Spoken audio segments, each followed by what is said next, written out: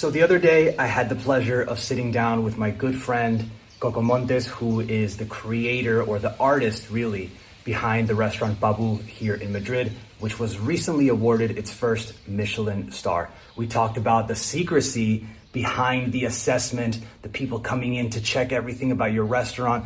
We talked about his philosophy behind hosting and making people feel comfortable. We talked about connections with music. I thought it was a really fun conversation, and I hope you do too. I wrote some things down on the screen, so if you missed a word or vocabulary thing in general, you can go back, check, write down the ones that you like, and if it's too fast or too slow, speed it up or slow it down to your liking. All right, you are listening to episode 27 of season 2 of English with Dane. Hit it.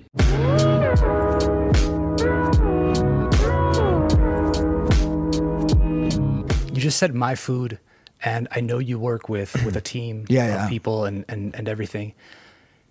Is being a chef a lonely experience?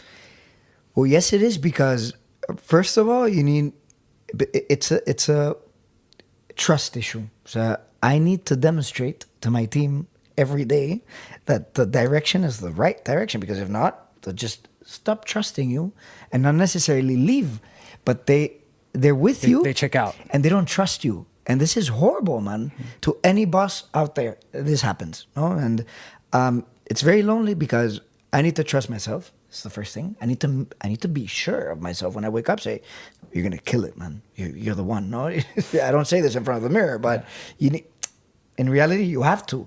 So it's super lonely, because I'm the only one that has the control of the big boat. And it doesn't matter what happens, I'm the one steering. And people are there with you and they help you, but they only help you as much as you want to be helped. Mm.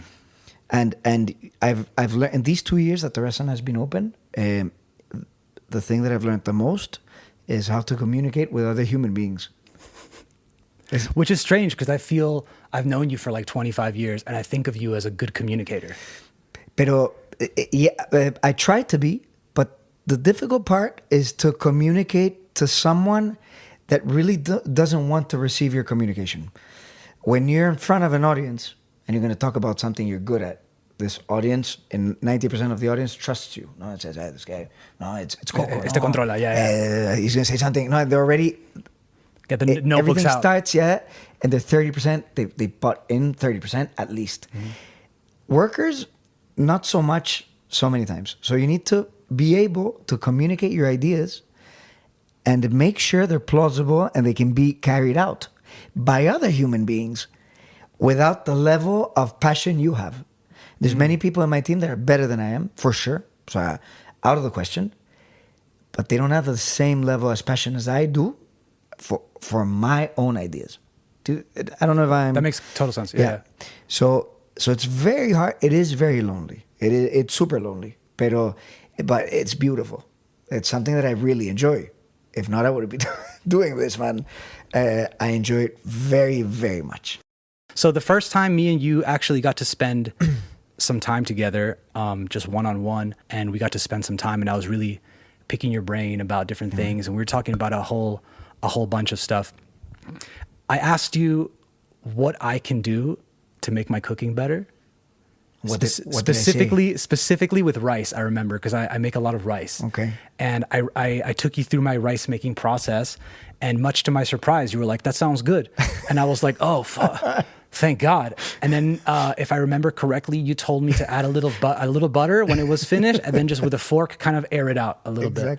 What are other things that like this that quote unquote normal people that are not Michelin star chefs could do, like just today? The thing is that I'm learning. I'm learning to cook every day. This is super interesting to know and to let you know. Okay, my job, it changes all the time, and it depends on the ingredient. And I have to constantly be on top of things. No, they've taught me that this is the best way to make rice. Yeah, okay. I went to Colorado, to Aspen, not long ago. Go try to make rice that way there, and you'll see what happens to you. Rice will not cook. Really? Yeah, because we're at different altitude. Well, of course. And you say, nah, try. Yeah. So there's many things that are very hard to tell you. This is, this is the way to do it. I had a cooking class yesterday. I was teaching 20 students, and it was very fun. And they tell you, yeah, but at what temperature and for how long? It's like, tell me the answer. Yes, I want to know. It's like, okay, I'll tell you the temperature in this oven that I have here. That's the first time I use, by the way. So the interesting part that I cannot tell you is that I'm trying to learn right now what to do with this oven. The difference between chefs and people that are not chefs is that we adapt very fast. There's a difference. So I don't freak out. I see an oven that is not my oven. I don't care. I'll find it out. I'm telling you, man, in a minute or 2 or 10 minutes. But in 10 minutes, it'll be my best friend, and I'll know exactly what it needs. So I told him, I cannot tell you the time.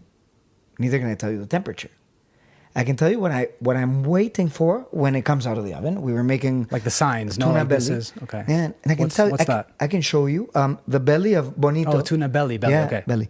I'll show you when it comes out of the oven, and I'll show you what I'm expecting, and I can show you what to expect, and I can tell you, well, put it for 200 degrees Celsius for more or less 20 minutes. This is a question that comes up with friends and family. It's like, I want to bake a 3-kilo fish. For how long do I bake it? You're like taking out the math. You're okay, pen man. and paper.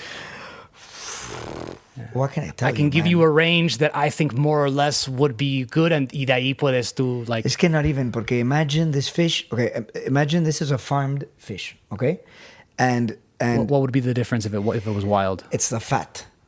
Okay. So farmed fish have more. The more fat, because they need to survive less. Right. This is the thing. So they're very. That's why we have really fat cows. Yeah, they're very comfy. They've nothing to do. They're all day. They don't even swim. No, they're there, chilling. So they have a lot of fat, and the way to cook them, the skin is much thinner. So if you don't specify, and if I tell you, all right, 250 degrees for 20 minutes, and it's farmed, what'll come out of the oven, you won't like it. Claro. This is the thing. They're not set. So set rules are very hard to tell you. Pastry, we have more rules. Right. But still, I don't know if I'm going to be able to give you a tip. If I can give you a nice tip, when you're working with chocolate and you're melting it over water, if one drop of water touches your chocolate, you're dead. What? Why? Because it separates it. It separates the fat from the water. I don't know why. There's chefs, and then there's scientists and nutritionists and people that study many years and know a lot about food. No, so probably you have to ask an expert. But this happens. So it's a tip for you. If you're making a cake, a chocolate cake, don't let water touch it. You got a Michelin star not too long ago. Yes. And how long after you opened the restaurant did you get it? It was 11 months. 11 months. So not even a year after you 11 months. started the restaurant, you got a Michelin star. Congratulations. Thank you so much. I've always wanted to know, what is that evaluation process like? Do you know when they're coming? Is it like in the movies where they leave a fork on the floor to see if the people that work here are on top of things and they pick it up? Are they like, what is the assessment process of becoming a Michelin star restaurant? You're not gonna like my answer, but I'm gonna give it to you anyways. Don't condition my answer. Dude, I'm gonna love your answer. I have no clue, man. You have no clue. No clue, and that's the beauty of it, because more or less, you know, they come alone. Okay. Now that's one of the big giveaways. First facts. I'm going to tell you the facts, and then I'm going to tell you why they're not right after this. Okay. They come alone. They check everything. They're very suspicious about everything. No. Mm-hmm. They take notes on their phone on this specific app they have. No. Oh. Sorry. Do you know that they're coming that day or not? No. You have no clue. But if you have a reservation for one person, you can at least suspect. No, you're saying, okay. And all these things happen, no? The Michelin guide for these last let's say 5-6 years, has been working very hard to change all of this, which is excellent. And I really like that, because now is very hard. Everything I told you is a lie, okay? Inspectors come in a group as well. So imagine you're going, and what they do a lot of times is like, hey, because not even their family can know they're inspectors. No, this is the... Oh, it's like that. Yeah, I don't know if they don't tell their wife, hey, listen. By the way, you I'm an inspector for the Michelin. Because Michelin guide. this gives you a lot of points. Huh? Your wife's like, oh my God, you're an inspector. Like, You're just like out here lying to your wife because you're a food guy. Exactly. And he's like, okay, let's go to lunch to I don't know what restaurant, no, and we'll chill. But you're taking notes. Mm-hmm. The informe, no, what they need to present to the guide is a couple of pages long. So it's very, very, very simple. No, you take mental notes, and so do you need to be on your phone? No, of course not. Do you know them because they're always the same people? No, absolutely no. And there's one interesting thing that's just my favorite is that before in Spain, 90% of them were men. And now, in the last 2-3 years, the number of women has exploded. So nobody knows anymore. I got an email not too long ago, because I was as very intelligent as I am. This is very ironic. I wrote an article, or they asked me in an interview, I don't know what happened, this same question. And I said, nah, it's fairly easy to identify them. No, this was the Coco a couple of months ago. Yeah. And I got an email of miriam@gmail.com. It's like, hello. I heard you were talking shit. No. My name is Miriam. I've been to your restaurant many times. Of course, this is not my real name. I really like what you do. I'm a Michelin Guide inspector, an international Michelin Guide inspector, which is, it's like, as soon as the next word, was making me smaller and smaller. Do you know what I mean? Like, you're reading it's like... They're checking your ego. ego. Oh my God, you're so stupid, man. Like, oh my God. Next time you have to bring someone to see what you're saying. And she told me, we are not that easy to spot, because I've been in your restaurant many times and you don't know who I am. Who I am, yeah. And maybe it's because I'm a woman, and it's fairly... She said something very interesting. It's strange when a man picks up a plate and turns it around to see the brand. But if a woman does it, I mean, it's... You allow that more because of society or I don't whatever. know why, you but allow it's just more. like that. Yeah. No? And this... that's an interesting point. This made me think about many things, no? And I think the Michelin Guide, especially when you pass 1 and you're going for 2 or 3, which is the case, thank God, it goes international. And international, everything changes because there's many more inspectors. The rules are much more strict and severe, which I think is good. And I think it's good for us, for the restaurants, no? And no, we cannot know who's coming. They do not leave a fork on the floor. At least I haven't seen it. Sometimes they do present themselves after the meal. They say, we're from the Michelin Guide.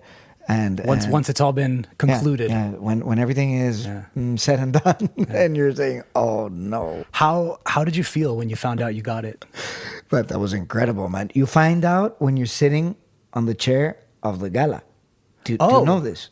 You don't know this. I thought you just went and they're like, oh, you won it. Here's the gala. We're going to present you the award here. You don't know. So you could just be on stage at the Michelin Star Gala and they go, Coco, it's not your year. Bro, I went. Repsol is different. You know, Guia Repsol? Guia Repsol, right. They call you a month before. What's the difference for people and me? Let's be real. I don't really know.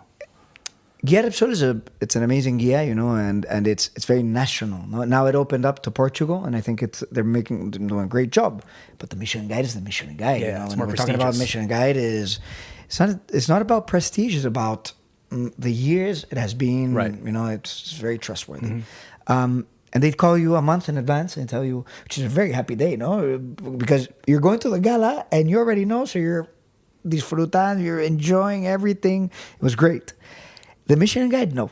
And so it was in Murcia this year, and we got on a train, and I went with my entire family. It's like, hey, let's all go, Oh like, my whatever, God, man. dude, that's... And my entire family, they were saying, like, they set up a meeting in the hotel before leaving, like 2 hours before leaving to the gala. You can imagine how I was feeling. And they're like, don't worry. Typical family thing, no? It's already important enough that you're here. It doesn't matter if you get your star. And I said, man, you stop lying to me. we came here, man. I've been suffering all these years, dreaming about this.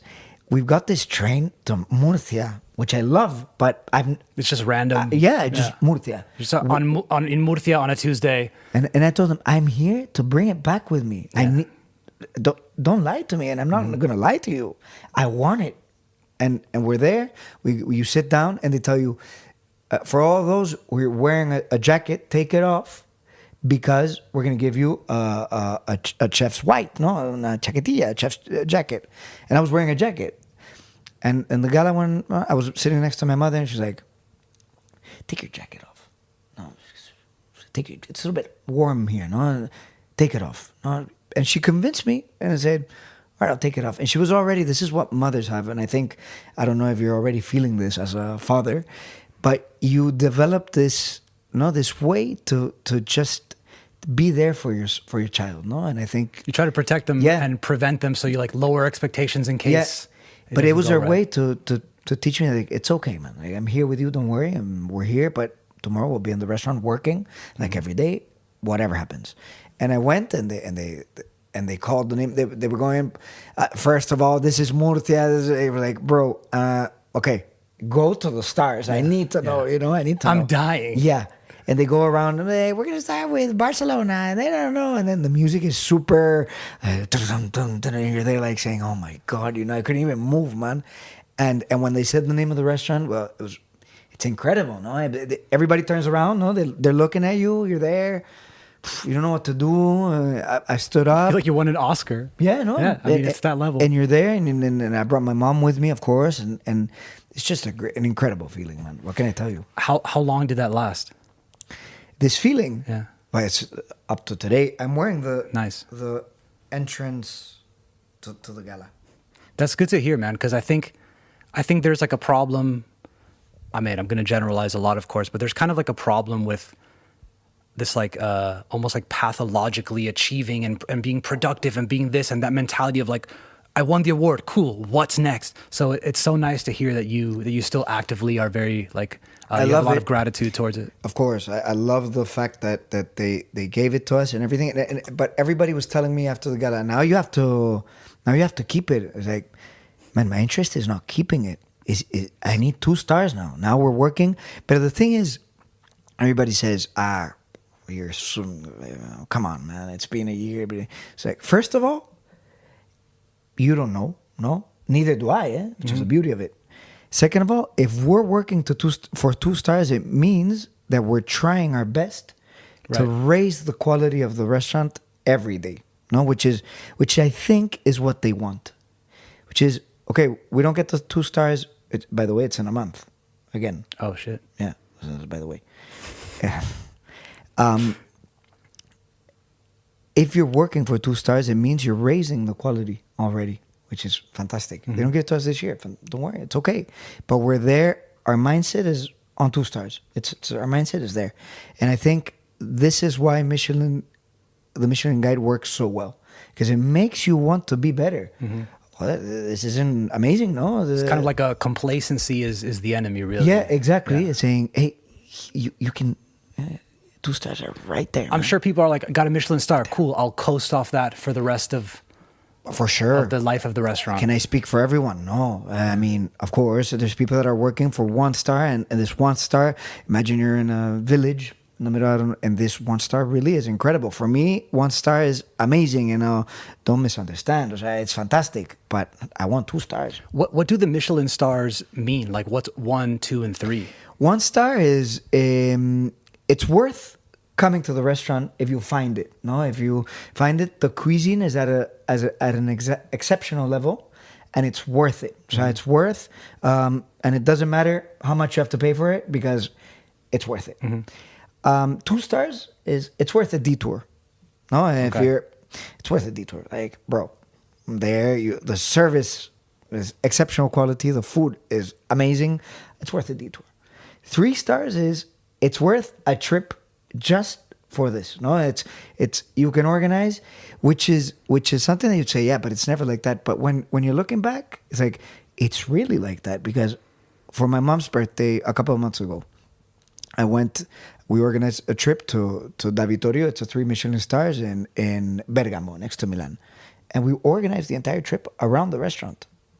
And don't you do this sometimes? Like 3 stars is definitely that.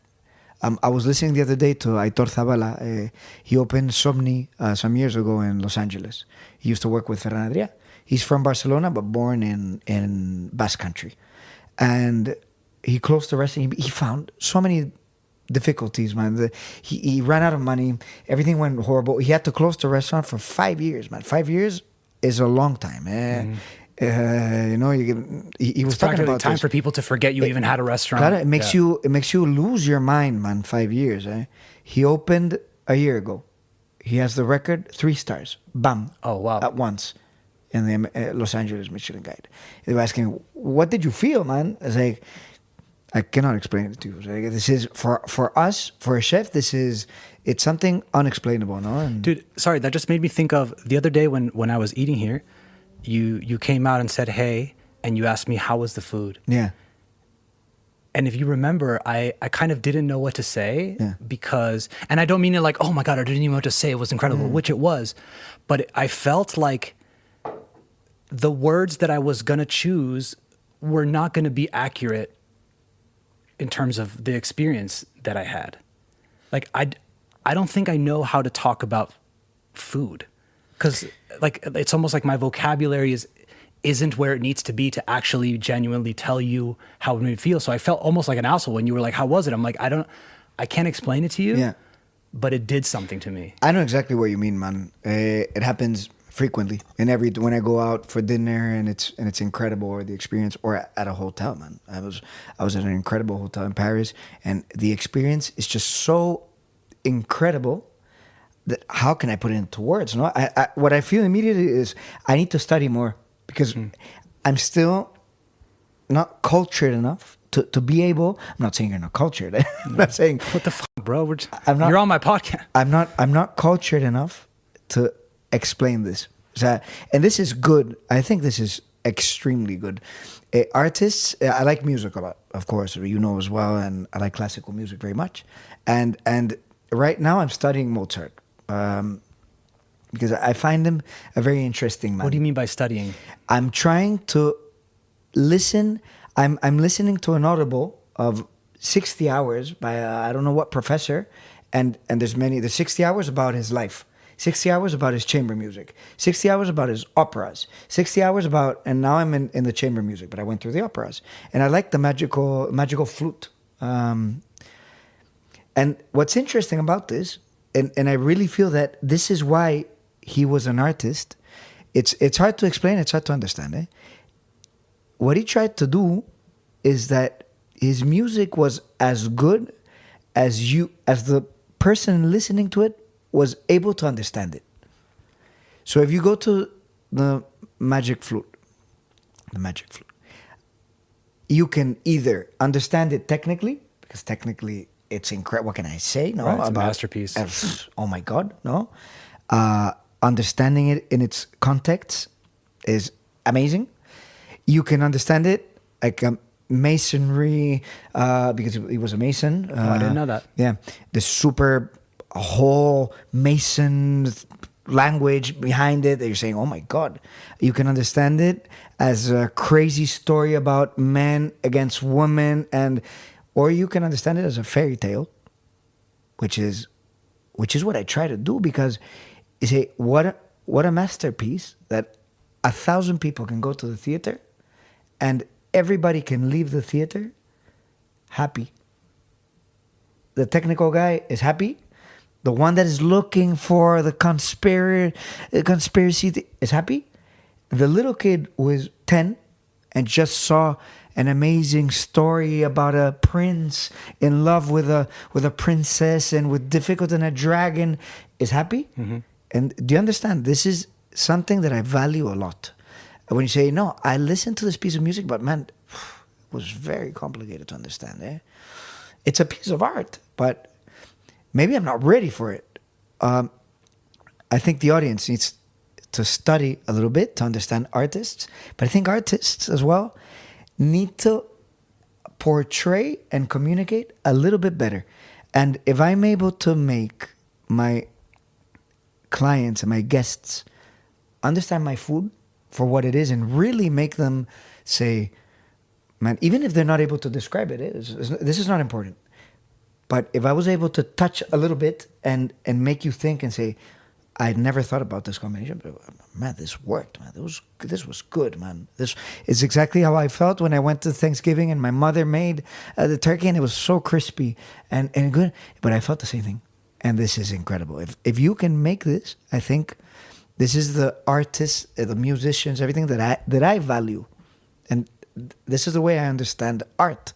When you're sitting in front of a painting and it can move you and it can move everybody there, which is the great works, no? Claro, this is incredible.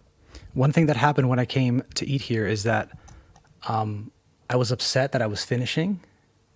You know what I mean? Like when you don't want a book to end, I was having that feeling. But I even had the feeling like within the plate, like I would have a bite and then I would want to have a drink of wine or something. Yeah. But I was kind of thinking that I'm not ready for the taste to be over in my mouth. Yeah. So I wouldn't drink. Yeah. And every time I would drink, I would get ready for that taste again because the tastes were so layered and stuff. And it was so different. I would have a bite and it was papaya and pepper and sea urchin. And I'm like, dog, what are we even doing? Yeah. And it's cool because like, I'm usually kind of a picky eater. I have been most of my life, but it's nice to come to a place and just say, hey, whatever you're going to put in my mouth, whatever you're going to serve, I'm going to have it and just kind of just have whatever. I'm like not going in thinking, oh, this is going to be incredible, although I knew that it would. Just I'm going to have no expectations as a favor to my friend who cooked it. Like I just want it to be a blank slate. This is the effort you're doing that I think you should do with music as well, because you're Right. Wow. really True. You're really making an effort. Yeah. You see, and I think, don't you find it sometimes hard to enjoy that it's better the way there than when you actually get there? No, it's the irony of life. No, I think it happens like you're waiting for your first kiss, but then the kiss and it sucked because you don't know what you're doing. It's like, it was okay, but I mean, it was much better yesterday when I thought about it. Oh my God, I was saying, oh, how nervous I am. And then you're there, it's like, okay, now what? No? Yeah. And I think it happens in life as well. You know, it's like, when we're going to live together, and then you're there, you're like, it's great, but kind of don't have my own space now. Yeah, exactly. And when you're in a great restaurant, I mean, it happens to me as well. Eh? You're there and you're saying, man, I have 4 hours and I really need to make the most of it. You're just too stressed about enjoying it, so you don't enjoy it. And it happens to all of us. And I think we need to make an effort to really make an effort to enjoy the little moments. When we were there, right now, I remember this trip we made with Roger, you know, and when we were there, it was horrible, man. You're there, man. It was horrible. Oh my. But we did like a 4-hour trek with our bags. We slept in the worst condition. I should have prepared. It was for that, horrible. Man. Yeah, I just thought it was so funny because should have prepared. You're not that outdoor guy, and I remember when we met up, we were all there. You practically had your tags on like your sleeping bag on everything. You're like, I just spent $200 at this store to get ready for this. I have no idea what it is. Yo, I could talk to you all day, but let me finish with this. Of course. Your journey to where you are now, I think is really interesting because you had a corporate job and then it's like one day you decided to just kind of say, this isn't it, and really chase the whole thing with food and cooking and everything. Can you take me to that day? Yeah. I had a corporate job, but this was, I'm a chef since I was born. So I really enjoyed food and cooking and everything, no? And I think... I remember you used to do barbecues when we were in high school. Yeah. And my father sort of helped me into the corporate world because he said, this is a true job, no? I think it's a... Stability is good. Claro, of course. He was convinced, no? And one day, man, I'll remember always, I used to work at a very big company and I had on a gray suit, okay? And I was there with my ex-girlfriend and we were already planning... I was already planning a wedding, saying when I'm going to ask her to marry me without really wanting to. And I was aware of this, Oh, wow. Which is Just full like pressure of like It's incredible. encarrilado No, it's for... like, I don't want this, but I'll be happy. No, which I think happens to many couples. I think happens to people in life in general, I think. Yeah. I had a great car, it's incredible, right?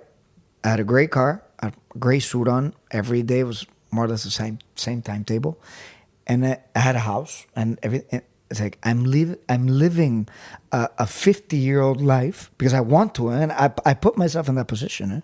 I wasn't having fun. It was the same old routine. I said, I do not want this. I know it, man. You know, like I have to wake up. And this sounds like a movie, but thank God my family was there because I went to tell them I was very scared. And I told my father, listen, after these years that I've been able to maintain myself, you're going to have to help me out again, economically. Because I want to go study cooking. And I went to him, with all the speech ready. It was like, oh my God, what the hell? And I told him, he said, okay, fine. Oh. Go for it. And I was already with my, That's getting beautiful, ready for man. That's beautiful. Yeah, and my mother as well was like, go, do it. Yeah, that makes sense. Yeah. Took you long enough? Yeah, you've done it. You've showed me. So now it's time. Do it. So there was an element of you allowing yourself to admit to yourself Yeah. that that's what you wanted. Yeah, exactly. And I was able to do it. And I left. I cannot explain to you when I left for Paris and I arrived and I was there in my house and I was there and I was like, man, can I describe this feeling? It was incredible, man. It was incredible. Okay, last thing. You worked at a 3-star Michelin restaurant for several years. You told me a few horror stories of things that have happened. Could you just share one or two? And has anything similar or anything drastic happened here at Babu? Can I just tell you, for all the young people that want to become chefs, it's super important, be patient. Patience is the key, okay? And as well, I've worked in several 3 Michelin stars, and the importance of it, I didn't choose them to be able to then say, look where I've worked, no, which helps as well. I chose it because of the sacrifice, the level of sacrifice and of you need to be like ready for what you're doing is incredible. And I think for life, this is very important because most often than not, life doesn't go the way you want to. This is life, no? And you need to be able, first of all, to adapt, and second of all, to sacrifice other things, no? And I have many stories in restaurants. One of the story is once a week I would have to clean the kitchen with a water pressure gun. Mm-hmm. But the thing was that made a huge mess, and we all came in at 8 a.m. So we needed to do it 4 hours before everybody came in. So this was for 3 months. This was my responsibility. So I used to come in at 4 a.m, Jeez. leaving the night before at 2 a.m, more or less. Just not sleeping. Exactly. I have another very interesting fast story. And I cleaned the kitchen, and it took me 2 hours to clean it. Then I had a breakfast, and I came in from 8 to 2 a.m. again. This is one of the stories. Second story, in another restaurant, I was in charge of the flour section of the meat section. Flour section of the meat section. Exactly. So the specific flour section to the meat. Jesus, exactly. Man. We had 20 different flours, and they were all. What are you doing, dude? They were all. Look at 20 from the fields surrounding us. Are there the even mountains. 20 different things you can make flour from? Yeah, of course. No, flowers as in flour. The flores. Flores. Okay, flowers. okay. Sorry, I mean, you meant like harina. I was like, Jesus, dude, you guys are going overboard. There are 20 flowers, different types of flour, but no, flowers, man. Rosemary flowers, thyme flowers, arugula flower. I don't know anything you think of. There's a flower, because flowers make fruit. Right. And there was once that all my rosemary flowers died. And the chef de cuisine that took care of me went and said, hey, bro, you have a service of 200 people tomorrow and you don't have rosemary flowers. I said, yeah, I noticed. I'm aware. Yeah, this was 1 a.m. and we were leaving home. He's like, come with me, and we're going to the mountains, which was a half an hour away. I'm not lying. Half an hour away. This was in Bilbao. And we went half an hour. This was 2 in the morning, 2:30. We got there. I don't know if you know that rosemary plants are full of spiders. If you didn't know, let me tell you. Now I know. They're full of spiders. And we were there for 3 hours picking rosemary flowers until 5-ish, 6:30-ish. And again, I was in the kitchen at 8. And I was making €0. This is the silver lining. That's my so to God. speak. So how much? I have a dream. How much do you want it? I have a dream. Okay, and this is every time somebody young speaks to me or said, I have my dream is being a chef. How much do you want to become a chef? How much? Because you need to analyze. Do you want this. it picking rosemary from 1 to 5 in the morning I bad? don't. This is something that you don't realize, but I think it's super important. And young people need to know that sacrifice is important. Good things don't just come. Sacrifice, I've learned, is for you. Yeah. And discipline is for you. Exactly. It's not like como que tienes que cumplir because these are the rules. It's for you. Exactly. Dude, I could talk to you all day. Let's cut it now because Thank you so much. I don't even want to edit this episode. So we'll have to do a part 2 one day because I think I covered like a third of the questions I speak a that I lot. had for you. No, this was great, dude. I appreciate it, guys. Thank you. If you want to try Babu, just come here. It's here in Madrid. Sorry, last thing, it just occurred to me. I think a lot of people think like, oh, I'm not going to spend 150 euros on a menu or whatever. And then I think that's how much money you're spending on the ticket for one day at a festival to go get drunk, and maybe you spend more. And if you come to a restaurant and take 4 hours out of your day and spend your hard-earned money, it's totally an experience that is completely different and enriching and valid, and you're going to think about it so much more than you think. And then seeing artists do their thing is going to inspire you to do your thing. Yeah. Can I tell you this is our fault? And we were talking about this before. I don't know if on the podcast or out of it. It's our fault. The chefs need to... People spend 150 euros at a festival because you enjoy it a lot.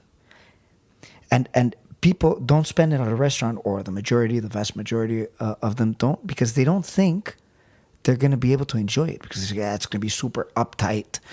It's what we were speaking about. Mm-hmm. And it's our fault. We need to tell them, come here and I'm going to show you a good time. But what are you going to... No, a good time. And you're going to learn and you're going to enjoy. You're going to be able to share it. And I think, is it expensive or not? This is for everybody else to judge. Dude, you know what I love about you? That I was going to be late to the restaurant the other day, and I was going to be like 45 minutes late. So I went on Google, I looked for Babu, and I clicked on the number. I was like, I'm going to call them and let them know that I'm going to be late. And it rang like half of a time, and you answered. Yeah.